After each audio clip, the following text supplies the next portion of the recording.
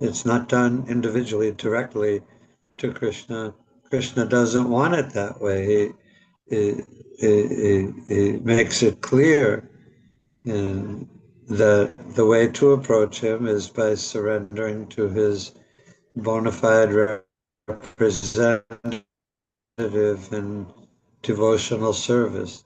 And that is a principle. And the spiritual master is our spiritual master eternally. Not that we outgrow the need for our spiritual master.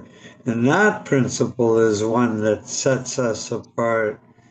The Vaishnav, the bona fide Vaishnav Sampradaya, that principle of the eternal subordinate role to the spiritual master is what sets us aside from practically any other spiritual mission movement that there is. We never may become so advanced that we're so experienced that we don't need the spiritual master anymore. He is my Lord, birth after birth. And that means eternally. It doesn't mean just for a few more births, but it means forever. The London party, now ready to go, went for a final meeting with Prabhupada. He was sending them to start a center in London and thus fulfill his spiritual master's dream. The sannyasis Srila Bhaktisiddhanta Saraswati, sent to London, had lectured in a few places, posed for photos with lords and ladies, and then returned to India. But Prabhupada said his disciples should boldly go out and chant the holy name and attract others to chant. Then, when those persons were practiced at chanting Hare Krishna, they could continue on their own, and the devotees could move on to another place and chant.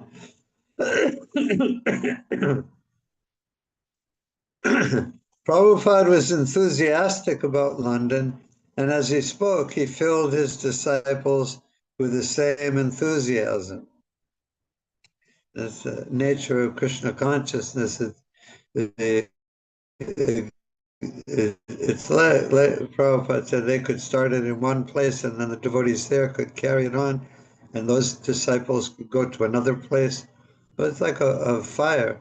The fire jumps from place to place and wherever it touches, it starts another fire. So Krishna consciousness is just like that. It spreads in that same way. And nothing can stop it. When Mukunda asked Prabhupada if he had any specific instructions, he replied with a story. In his youth, Prabhupada said he had seen a movie of Charlie Chaplin. And Charlie Chaplin was an actor before, when the films were still silent films, before they had dialogue. And he was a comedic actor. And Prabhupada liked him.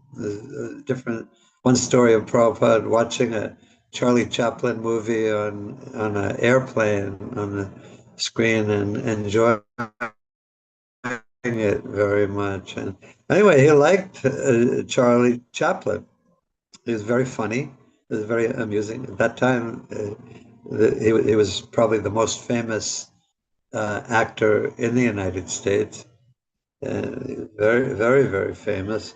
Anyway, so he saw in his youth, Prabhupada said he had seen a movie of Charlie Chaplin in Calcutta, I guess.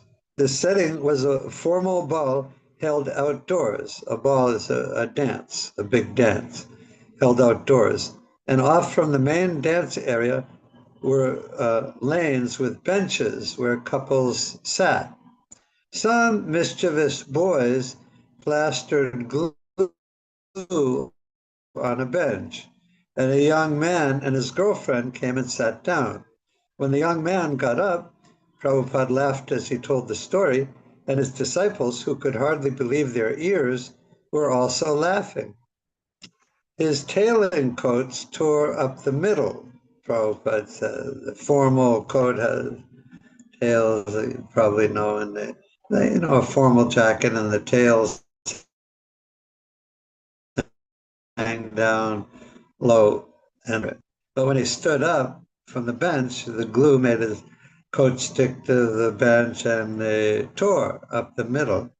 And okay, so his tailing coats tore up the middle.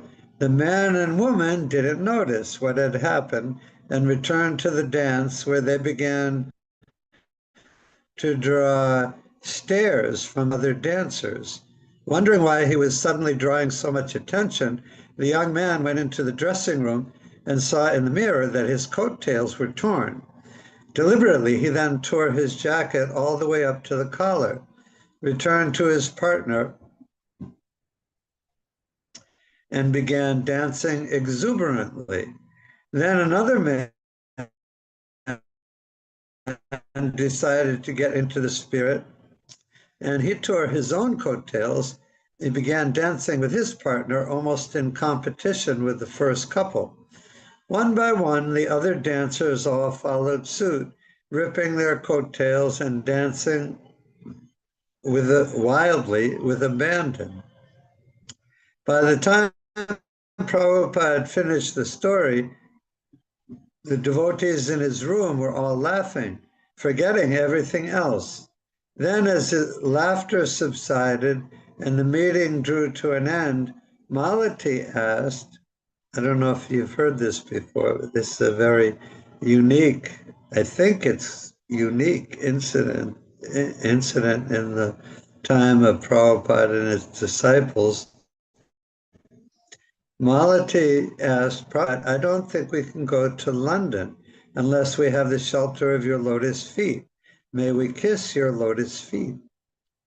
The other devotee, of course, everyone was always bowing down, but nobody had ever done that before.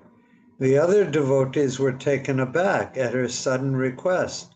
No one had ever done such a thing before, but neither her husband, nor the others said anything to oppose her, and Prabhupada consented. One by one, the 6 London-bound preachers came and offered their obeisances, kissing the bottom of their spiritual master's feet. Not until the devotees were, so it's an amazing story, and that's surrender to the spiritual master. And these 6 devotees, very surrendered, very great souls. And so several of them are still active today. Mother Malati is, Mother Jamuna has left, Janaki, I don't know, but Mukunda Maharaj is still there, and Chandra, and Gaurasundar, he's still there. He's still with us and still performing their devotional service. But of course, at this time, they're very young. So it's an amazing story. I'm always amazed when I read it. Not until the devotees were already at the airport did Mukunda, talking with Shamasundar, not Gaurasundar, begin to appreciate and marvel that Prabhupada had expertly answered his question by telling the story of the ripped coattails. Mukunda speaking, I realized that Prabhupada was telling us that preaching Krishna consciousness may be difficult or unpopular in England at first, but if we preach boldly, enthusiastically, and purely, then everyone would follow. Yeah, so of course, these devotees had preached in New York and in San Francisco, but this is going to a whole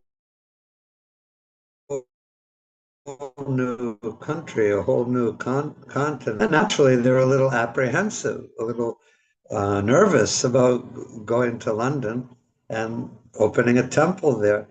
I don't know if any of them had been to London before, but it is a big, big surrender, a big service. And but they knew that Prabhupada wanted it, so they decided to go. But he asked them he asked Prabhupada, "Do you have any specific instructions?" And Prabhupada told them that story, and Mukunda, he understood. He said, I realized that Prabhupada was telling us that preaching Krishna consciousness may be difficult or unpopular in England at first, but if we preach boldly, enthusiastically, and purely, then everyone would follow. And so that's always the principle. Preaching Krishna consciousness is such an unorthodox thing to do. We're going out and singing and dancing on the street.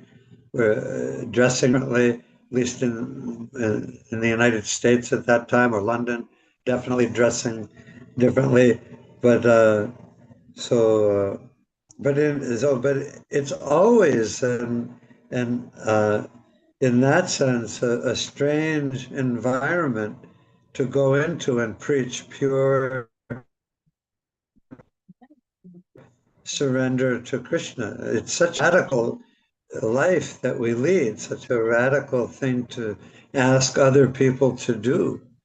It's not like, oh, could you leave your college and come to my college, or could you quit your job and come to work for me, or it's not, or could you, whatever. It's not a small, some little insignificant change. It's a complete change of everything in life. And it's a bold, you have to be bold, devotees have to be bold and adventurous to go out and preach Krishna consciousness. That's always the principle. I'll start on chapter 5. This is Seattle. Seattle is in Washington, the state of Washington. It's on the west coast of the United States. It's the second state from below Canada. No, Seattle, Washington is the first state below Canada. So it's way up there and way out there. But it's really nice, good weather there. It's a really nice city. Beautiful, beautiful area, beautiful city, as far as cities go. Okay, so this is September 1968. The immediate reason Srila Prabhupada went to Seattle was that two of his disciples, Upendra and Gargamuni, they were from 26 Second Avenue in New York City, two of the first disciples. They had just begun an ISKCON center there and had invited him. For several years, this had been Prabhupada's method of spreading Krishna consciousness in America. He went to a city, stayed, preached, and directed his disciples. He had done so in New York, San Francisco, Boston, Montreal, and Los Angeles, all with good success. As he had written in a letter of March 1968, we want to open hundreds of centers so that people may take up Krishna consciousness. And we need many enthusiastic boys and girls for carrying on this great mission of Chaitanya Mahaprabhu. Prabhupada's Guru Maharaj, Bhaktisiddhanta Saraswati, had not mentioned Seattle or even the United States when he had ordered Prabhupada to preach in the Western countries. But Lord Chaitanya Mahaprabhu had said that the chanting of the Lord's holy names, Hare Krishna, would go to every town and village of the world. And it has gone to every town and village in the world. There isn't a temple in every town and village, but the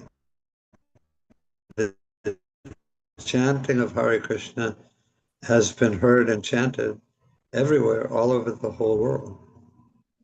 Well, Gargamuni was still desperately trying to find an apartment he could afford, the devotees received Prabhupada in a hotel room. From Prabhupada's room, the window looked out at the 600-foot tall Space Needle and the monorail, leftovers from the 1962 Seattle World's Fair. The devotees squeezed into the small room as Prabhupada sat behind a low desk and pulled his harmonium to him. Should I play? He asked. Smiling, they pleaded yes, and he began playing, the fingers of his right hand moving deftly across the keyboard while his left hand pumped the harmonium bellows. He sang, Gauranga Bolite Habe Pulaka Sharir Hari Hari Bolite Nayane Papeni. Their meeting with him in the room was happy, but the song was not a light thing. The sound poured forth, both from him and from the little harmonium. They were bhajans, he had explained to them, songs of devotion. This one by Narottam Das Thakur. When will the time come when, while chanting Hare Krishna, there will be tears in the eyes? He played, and the expression of his face in singing seemed like crying. The song, he said, meant when the mind is completely purified, freed from material anxieties and desires, then I shall be able to understand Vrindavan and the love of Radha and Krishna, and then my spiritual life will be successful. This is actually something that I began to understand as soon as I started coming to the temple. Like in Christianity, which I was not raised in, but pretty familiar with from when I was a child, the goal is you go to heaven, and then you're in heaven, and there's not much to do in heaven. You're in heaven, and you're happy, and think everything is good. But when I started coming to the temple and started hearing about Krishna and the gopis and 6 Goswamis of Vrindavan and how they were searching for 6 Goswamis, Hey Radhe Brajadevi Ke Chalalite, Hey Nanda Shunokuta, where are you, Radha? Where are you, Krishna? And so it's not like it's not like it's not like, oh, well, they're pure devotees. They're with Radharani and Krishna. That's it. Good. But it's like in devotional service, for us or for advanced devotees, for the 6 Goswamis, for the gopis, for Radharani, for Krishna, there's never an end to the increase of love and devotional service between Krishna, reciprocation of love and devotion between Krishna and his devotees eternally. Not like you say, okay, I'm here, good. But it's always increasing, ever increasing, eternally, which is an amazing concept, to say the least. And yeah, so that's a difference that between a big difference between the Vaishnava philosophy and any other religion that there is in the world, in this world as we know it. Nobody else has that conception of eternally increasing love and devotion and activity in the love and devotion. Okay. The first night in town, Prabhupada was, let's see.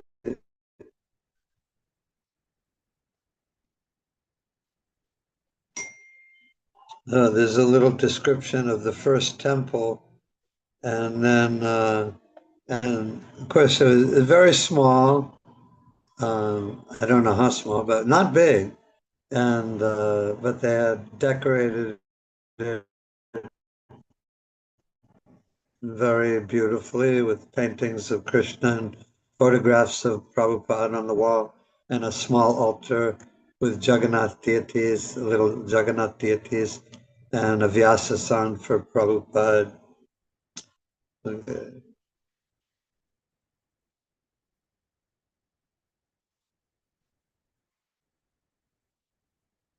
Srila Prabhupada arrived at the temple accompanied by his servant Kartikeya and his secretary Govindadasi.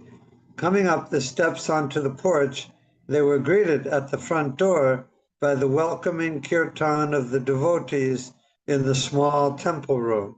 As Srila Prabhupada made his way from the door toward his Vyasasana, all the devotees in the room, except for one, bowed down. The exception, stand, standing midway between the front door and the Vyasasana, was a newcomer, a girl named Joy Fulcher, who had only met the devotees that very day. And as Srila Prabhupada passed by her, she also bowed down. I've mentioned before that nobody in the United States, there's no such thing as bowing down.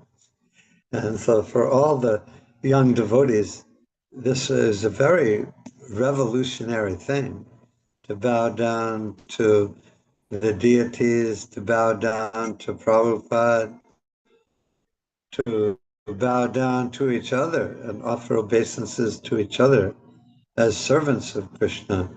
So it's a very radical thing. I know it struck me hard when I first came to the temple to see the devotees bowing down. Of course, in India, people people bow down, and it's not unusual, but it's very unusual in the United States.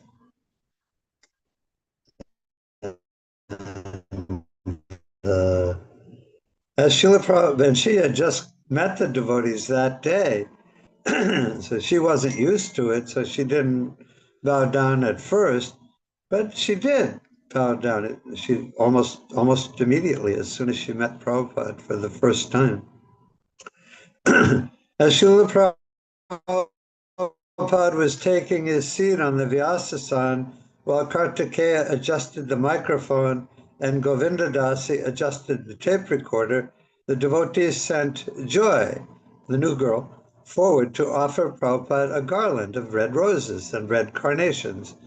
Joy had made the garland, stringing the flowers in a symmetrical pattern, but when she placed it around Prabhupada's neck, the garland fell asymmetrically. Feeling undone, she turned to go sit down, and Prabhupada said, "Thank you very much," in a soft but deeply resounding voice. She felt like I made this garland, but it didn't come out even, and it's off center,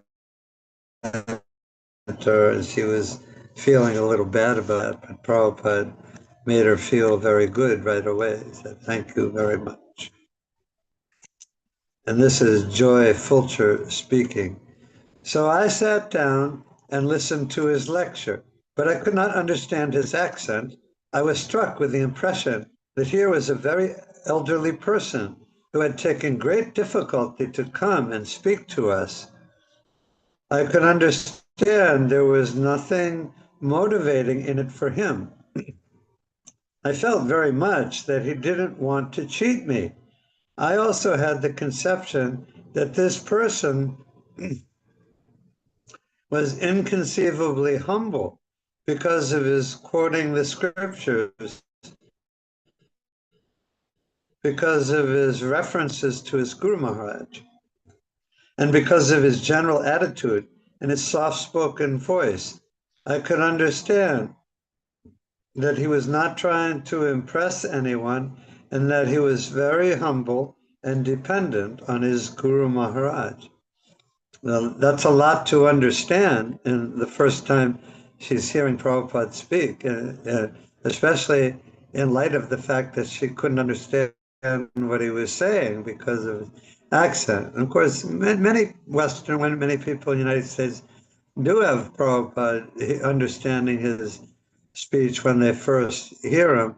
But actually, he does speak very clearly, but with a sort of Indian British accent or British, and he does have an accent for sure. But he does speak. Listen to his lectures and everything you hear. He does speak very clearly and deliberately and slowly and with emphasizing. So it's really not that difficult to understand them. But many people in the beginning, at least, had some difficulty. I had a little difficulty, but not so much. And but a lot of Americans, they did have some trouble understanding them, at least in the beginning. And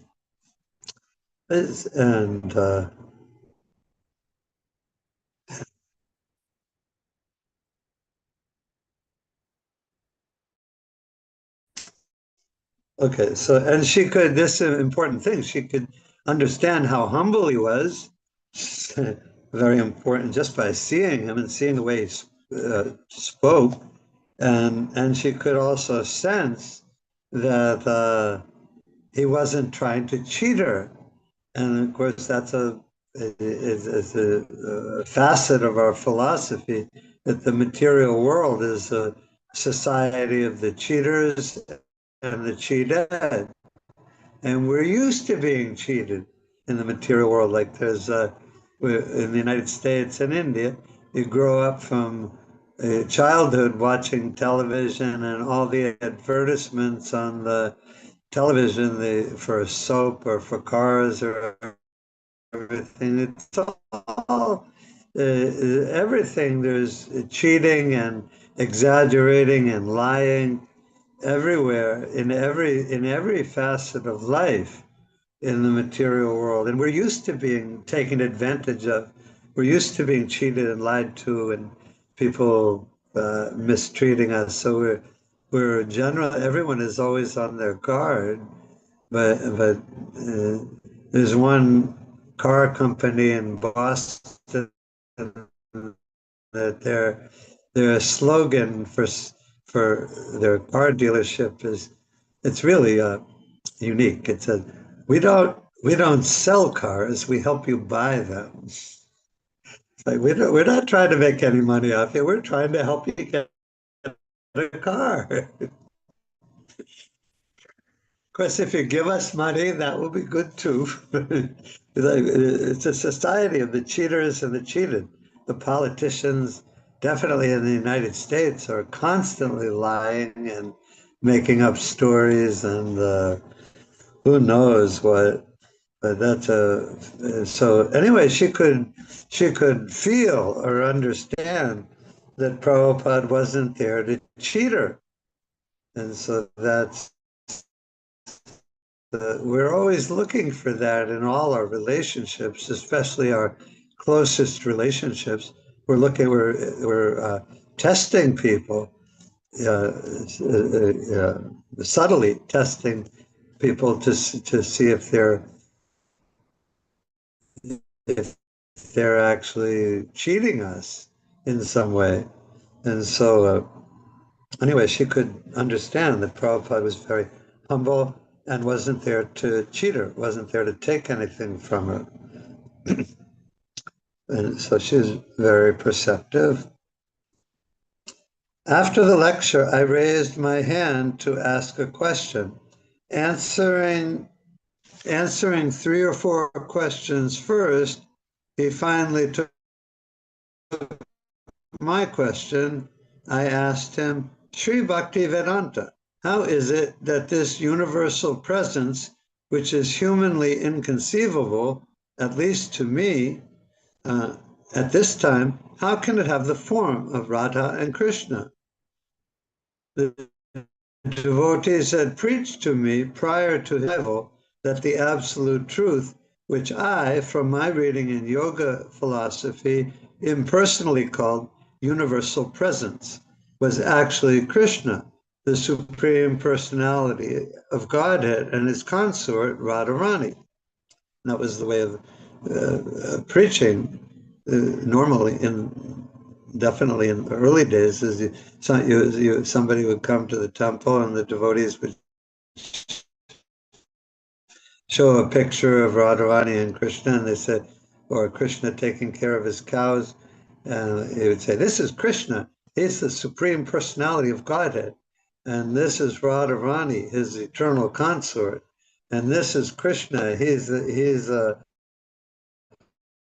small blue boy, and he takes care of us. And this is a picture of Swamiji, or a picture of Prabhupada. And he is a pure devotee of Krishna. He is the one who brought Krishna from India and is spreading Krishna consciousness all over the world." It's very innocent, very direct, very just very direct method of preaching. Yeah, so she asked him, yeah, she had all that impersonal indoctrination from whatever books on yoga she had been reading. They were all impersonal, and so she had that indoctrination. So she said, how can the absolute truth, the universal presence, how can it be a person? How can it be this person, Krishna and Radharani? And that's a very important question, because it means it's a whole shift in someone's view of God. Mostly people's attitude or understanding of God or the universal presence is not very personal at all.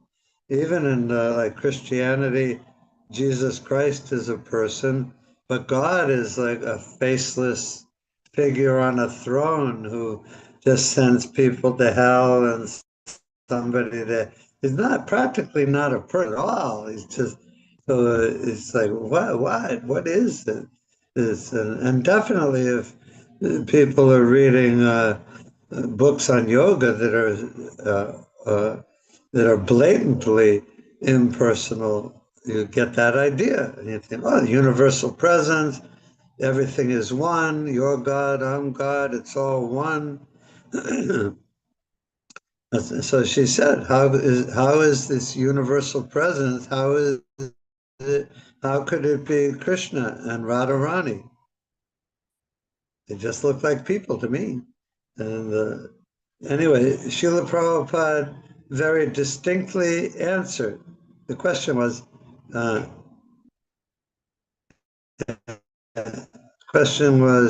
how is it that this universal presence, which is humanly inconceivable, at least to me, how can it have the form of Radha and Krishna? That's the question. And Srila Prabhupada very distinctly answered, by their mercy. But then he spoke loudly. You cannot make the sun rise, and similarly, you cannot make God appear before you to answer your doubts. And yeah, people are very audacious. They think, well, I'm a spiritual seeker, and you say you know something about God. Okay, show me God. It's like people are so daring and have so much nerve to think, you know, I demand to see, I pretty much demand that I see God, or you show me God. And anyway, he said, you cannot make the sun rise, and similarly, you cannot make God appear before you to answer your doubts. And then she said, I was thunderstruck that he chose this particular example of making the sun rise, since only 4 months earlier, I had climbed a mountain by myself and sat there all night waiting for dawn, when I would make the sun rise. But when dawn came, it was a cloudy day, And so, of course, I did not make the sunrise. The fact that out of all examples, Prabhupada chose that particular thing to answer me hit me like a thunderbolt. And many devotees have told incidents of when they met Prabhupada or they talked to Prabhupada and he seemed, they were convinced that he knew what they were thinking or could read their minds. Many devotees tell stories like that. And anyway, she didn't make the sunrise. Then his divine grace softened his voice like a rose, and indicating his disciple with a wave of his arm, he said, "But you just associate with these nice boys and girls here. Chant this Hare Krishna mantra, eat Krishna prasadam, study my books scrutinizingly, and engage yourself in a little service. And then the Lord will reveal himself to you from within your heart. In his own time, by his own sweet will, with all his name, fame, form, pastimes, paraphernalia, and entourage." And we say that, and Prabhupada said that all the time. He said, Krishna will reveal himself to you. So we make those bold statements that by chanting Hare Krishna, by associating with the devotees, by taking prasadam and scrutinizingly studying, reading Prabhupada's books, Krishna will reveal himself to you. It's quite an amazing statement. And we just say it factually, like this is what will happen. And so many devotees have seen Krishna has shown him, revealed himself to them in some way, in a dream or in the form of the deity. They've had astounding direct realization of Krishna. They go to Vrindavan or Mayapur or during book distribution in some city street in London or New York or anywhere in the world. And Krishna gives devotees sometimes just very direct realization of himself. And it doesn't last for long, but Krishna is just giving the devotees a little taste. You just keep chanting, just keep distributing books, just keep serving your spiritual master. And this is a little taste, but it's a very powerful taste that you can never forget. And you'll see, and the time will come, and we see Krishna all the time. We make that claim, and we make it boldly because Prabhupada made that claim, and because all the acharyas in disciplic succession preach like that. So we're fully authorized to tell people that also. Okay, well, the next place starts a new section in the book, so I think probably stop there for tonight. Does anyone have anything they want to say? Any questions or comments about anything? It's okay if you don't.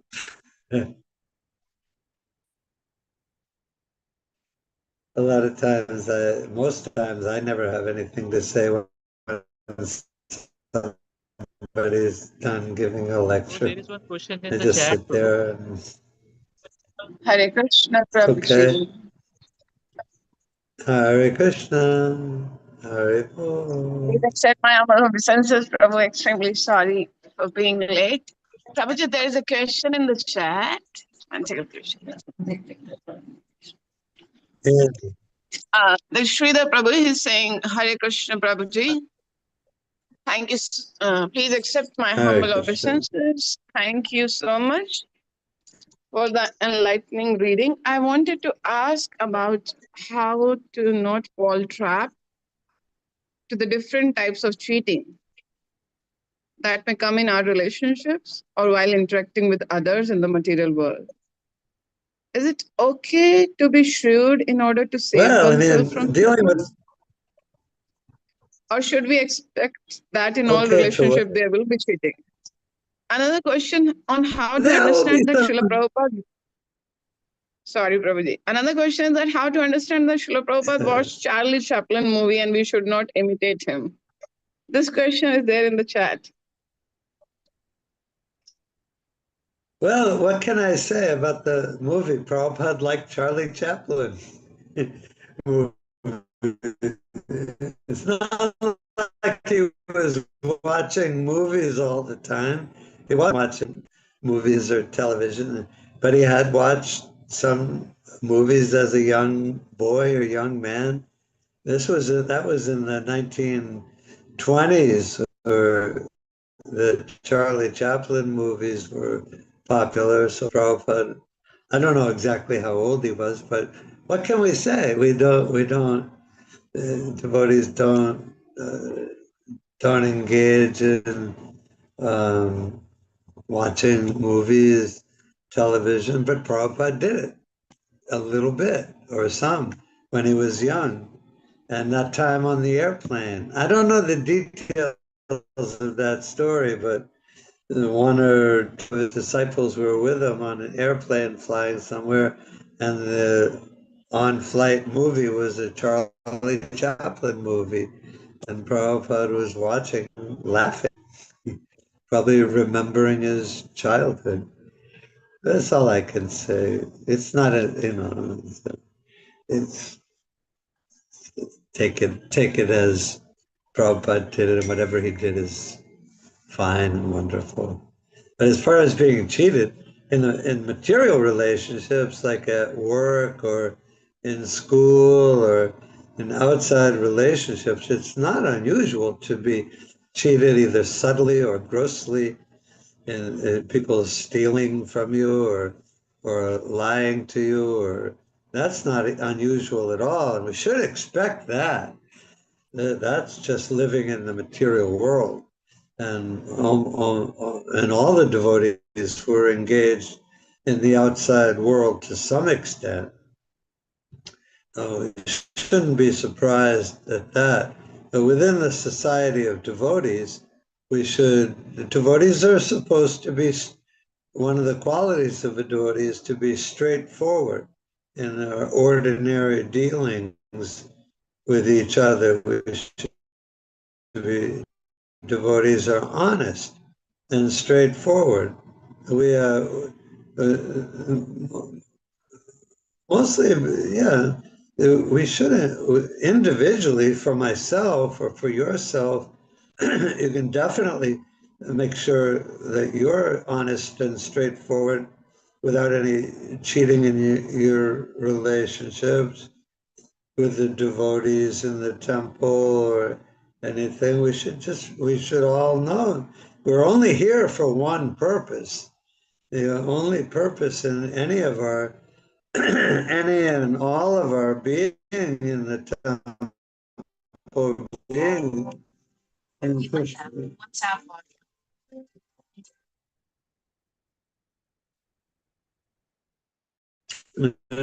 There's only one purpose, is to serve Krishna together. There's no other reason for us being here. We should understand if that the only purpose is to please Krishna by working harmoniously together, then that's what we should do. And we should expect it from each other. But even within the society of devotees, we're not perfect. And we have leftover garbage in our minds and our hearts from our previous conditioning. So there'll be some imperfections in our dealings with each other, but it shouldn't be very much. And we should always be on the lookout for that and examine, at least within ourselves. We have to be conscious of our motivations all the time. And so, yeah, and generally the relationships with devotees are very nice and very humble, very non-cheating, non-duplicitous, and so we should be like that. But it will, yeah, that's what I said. Okay. Thank you, Prabhu. Thank you. I better go now. I better go now. Thank you so much, Prabhu. You got his answer. He was saying thank you to you. Oh, thank you for asking.